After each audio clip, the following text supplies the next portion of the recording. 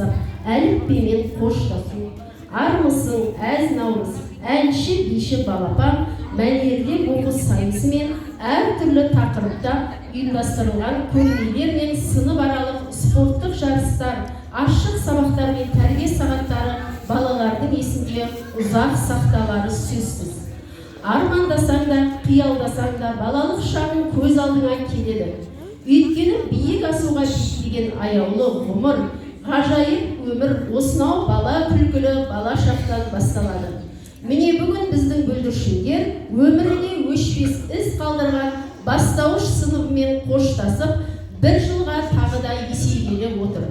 Ендеше қызықты да ғаламат өзгерістер сыйлаған, білім нәрімен сусындатқан, өмірде өз жолдарын табуға жол сілтеген ұстаздарына, ата-аналарына өз өнерлерін көрсетуге дайын.